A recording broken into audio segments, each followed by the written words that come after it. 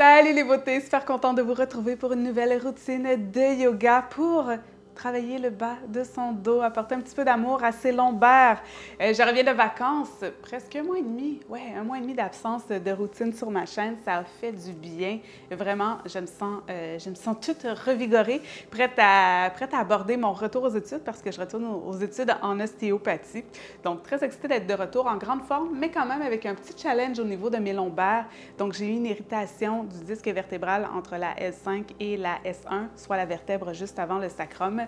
Je n'avais jamais eu de douleur dans le bas du dos, de lombalgie, alors je peux vous dire que c'est assez challengeant, merci.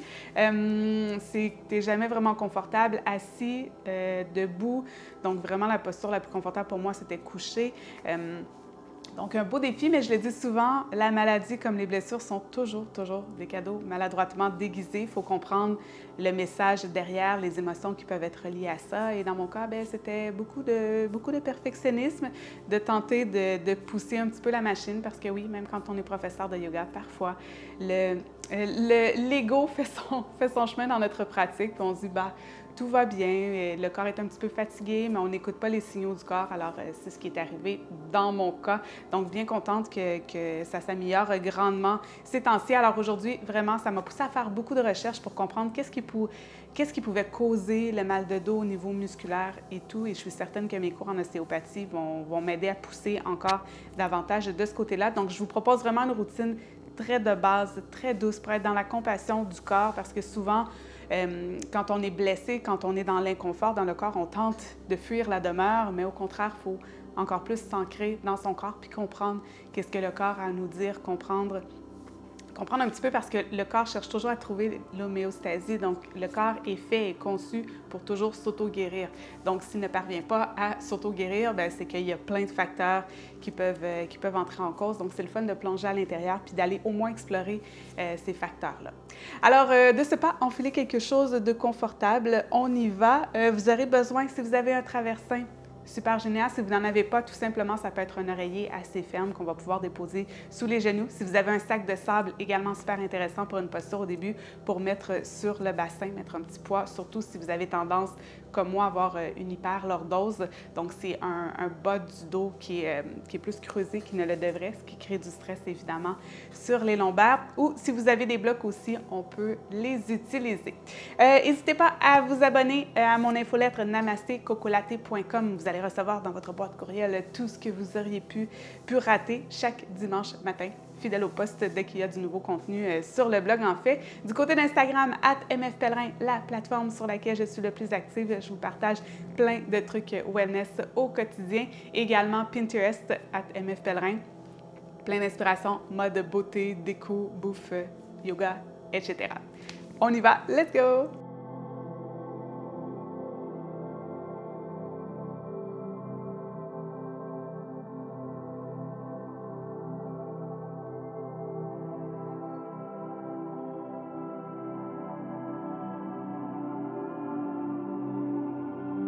Donc, on va débuter allongé sur le dos. Alors, je vais vous inviter dans deux temps, peut-être à déposer, surtout si vous avez des douleurs au niveau du sacrum, à venir déposer votre sacrum sur une couverture pour que ce soit un petit peu moins dur qu'au sol. S'il y a de l'inflammation, ça peut être un petit peu douloureux d'avoir le bassin directement au sol. De venir déposer un oreiller, des coussins ou même des blocs sous les genoux, pour justement éviter, particulièrement si vous avez une lordose un peu plus prononcée, donc pour éviter que la lordose soit exagérée et accentue la pression au niveau du dos.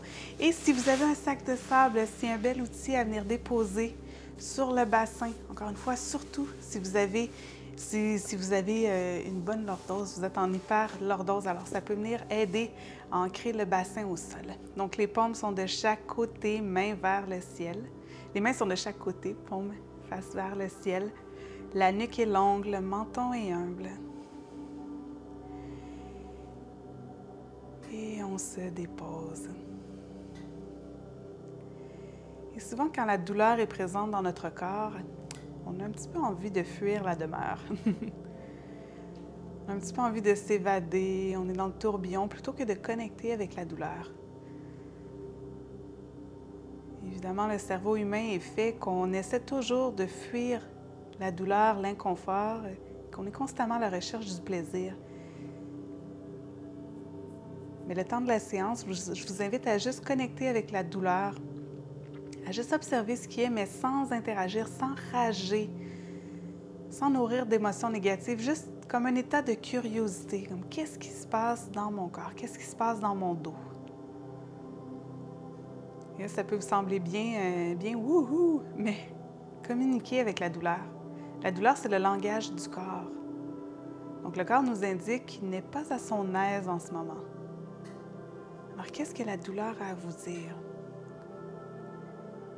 Je vous en parlais au début. Dans mon cas, c'est beaucoup de perfectionnisme. Et le bas du dos aussi se relié, entre autres, au chakra racine. Donc, parfois, ça peut être une insécurité au niveau des besoins primaires. Peut-être une insécurité financière, matérielle, une insécurité sur le plan amoureux, par exemple. Donc, souvent, c'est le signe d'un manque d'enracinement. Alors, enracinez-vous dans votre corps et observez qu'est-ce que la douleur a à vous dire. Sans bâtir de scénario, tout simplement observer avec détachement.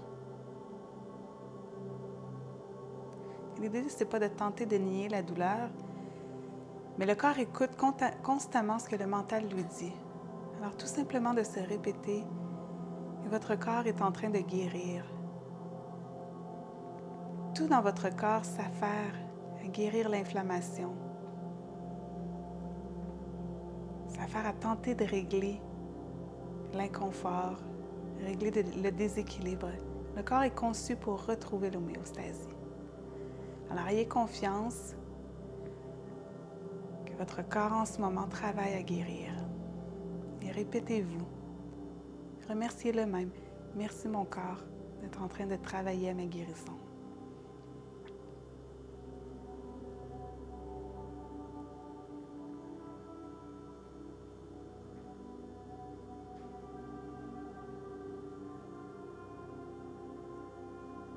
Maintenant que vous avez connecté avec le corps, qu'est-ce qui vous habite au niveau des émotions en ce moment? Encore une fois, sans juger, même si les émotions vous semblent négatives, acceptez d'être avec l'inconfort. Selon la tradition yogique, les émotions qui ne sont pas digérées finissent par rester coincées dans le corps, par créer des déséquilibres énergétiques qui peuvent causer la maladie. Alors, je vous en ai parlé récemment. Je travaille avec une coach en kinésiologie holistique parce que je crois beaucoup à la nature émotive des mots du corps, les mots MAUX, MOTS du corps.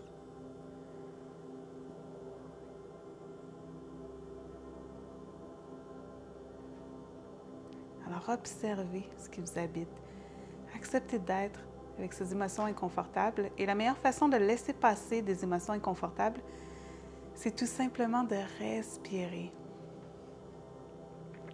Donc, respirez à travers l'émotion. Sentez que le ventre se gonfle à l'inspiration et se dégonfle à l'expiration. D'ailleurs, dans les recherches que j'ai faites récemment, ils expliquaient que beaucoup de lombalgie est entre autres causée par un dysfonctionnement du diaphragme.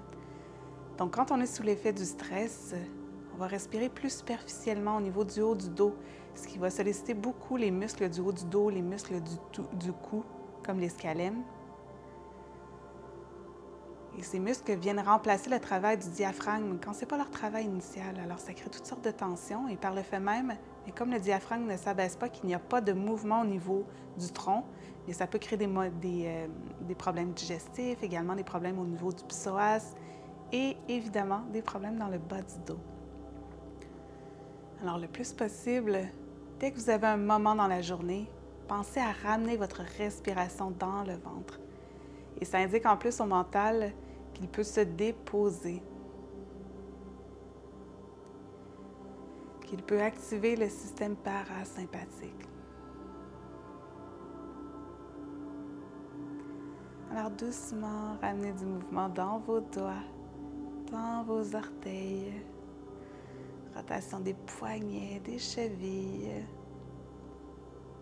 On revient tout doucement à la vie, ici, maintenant.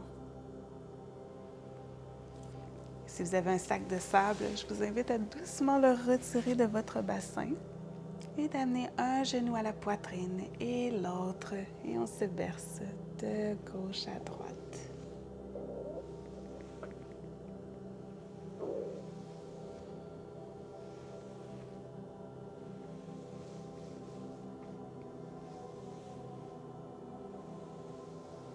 Et trouvez l'immobilité. Si vous avez un accessoire, vous pouvez le garder à l'endroit où est-ce qu'il est finalement et venir déposer les pieds dessus. Peut-être que vous allez vouloir garder la couverture, peut-être pas. C'est à votre choix. Donc, vous pouvez venir fléchir le pied droit, la cheville gauche par-dessus le genou droit et le genou gauche pointe vers le côté, comme si on essayait de le ramener vers l'arrière. Alors, peut-être que juste ça, c'est suffisant. Peut-être qu'on peut ramener doucement, venir enfiler l'aiguille, ramener doucement le genou vers soi. Mais je m'assure toujours que mon genou reste à l'écart. Et je m'assure qu'il n'y a pas de douleur dans le bas du dos. À tout moment, écoutez toujours ce que votre corps vous dit. L'idée, c'est qu'on ne veut pas aggraver la douleur, on veut tout simplement venir détendre les muscles autour. Et suivez également les exercices que votre professionnel de la santé vous a prescrits.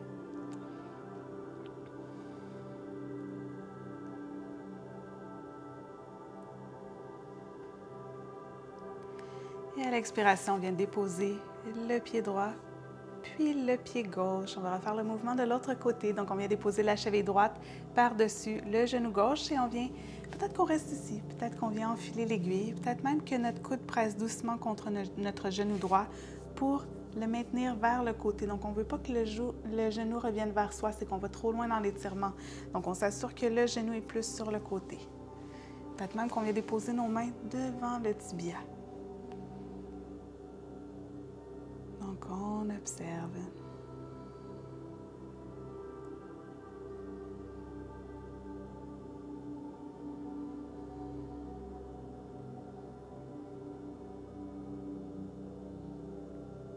Et on vient déposer le pied gauche et le pied droit.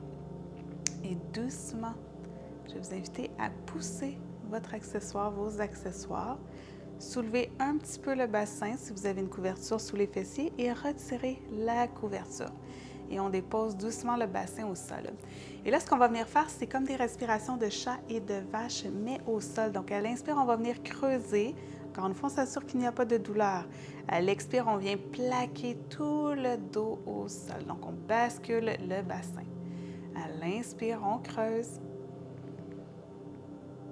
À l'expire, on vient plaquer le bassin. Une dernière fois, à l'inspire, on creuse. À l'expire, on vient plaquer le bassin. Et en gardant le bassin plaqué au sol, on amène un genou et l'autre à la poitrine. On allonge le bras droit vers l'arrière et on se tourne du côté droit ou du côté de votre choix.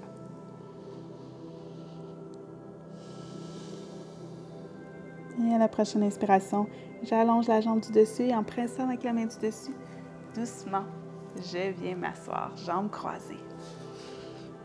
La jambe de mon choix devant pour commencer. Donc, à l'inspire, bras vers le ciel et à l'expire, doucement, on va venir fléchir du côté gauche. On s'assure de rester bien ouvert et on n'a pas besoin d'aller très loin. L'idée, c'est qu'on écoute vraiment ce qui se passe dans nos lombaires. Donc, il peut y avoir un léger inconfort, un étirement en fait, mais jamais de douleur. Et à l'inspire, on revient au centre. À l'expire, on dépose la main droite au sol et on vient fléchir.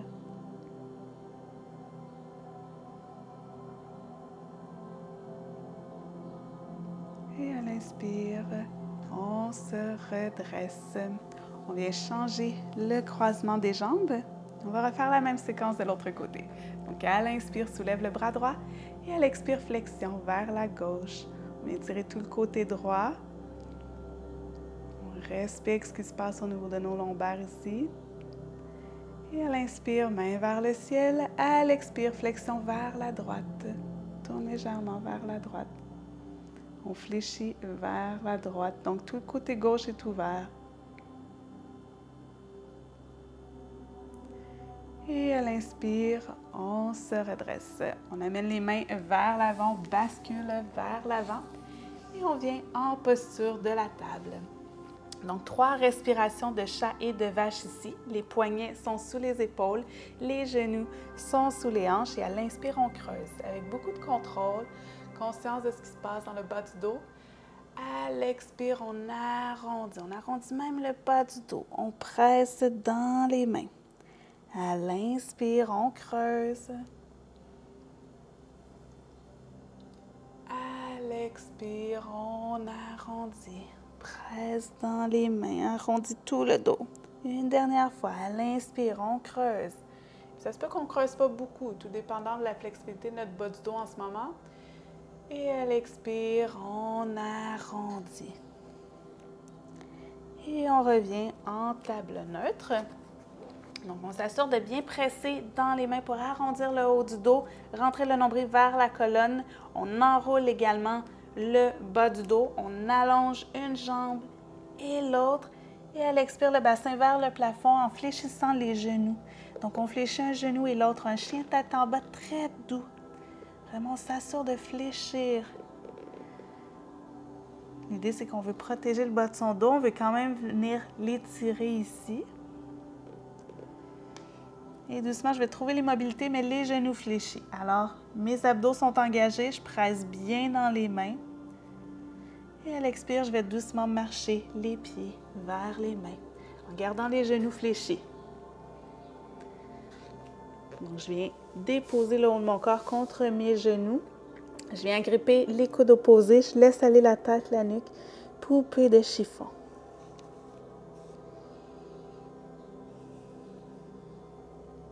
Allongez les bras devant pour une posture de l'enfant. Ou si j'aime mieux, je peux même venir enrouler les bras derrière pour venir faire une petite boule. Et toujours de profondes respirations. Sentez la respiration qui va jusque dans la région des lombaires, dans la région du bassin.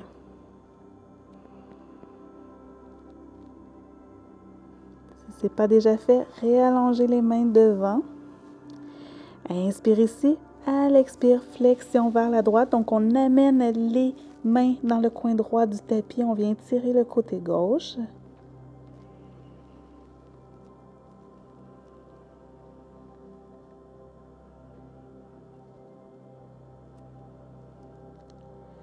Et à la prochaine expiration, ramène les mains au centre. Inspire ici. À l'expiration, les bras vers le coin gauche du tapis. On vient tirer le côté droit.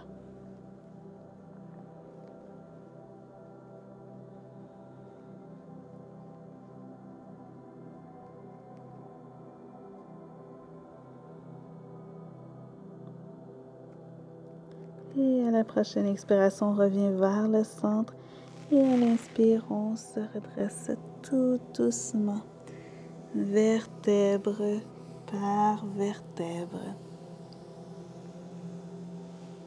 Et on revient au calme.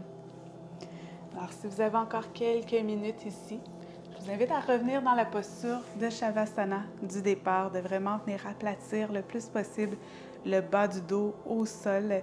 Et je vais revenir aussi dans les prochaines semaines avec d'autres façons aussi, parce que parfois, la lordose aussi s'accompagne d'une syphose au niveau du haut du dos, donc les courbures de la colonne qui deviennent un petit peu exagérées. Donc, je vais aborder également cette façon-là pour venir ouvrir le haut du corps. Alors, ça a été un plaisir de pratiquer avec vous aujourd'hui. J'espère que vous avez aimé. Vous me laisserez savoir en commentaire si ça a fait du bien à votre dos. Alors, on se retrouve très bientôt pour une autre vidéo. Namasté!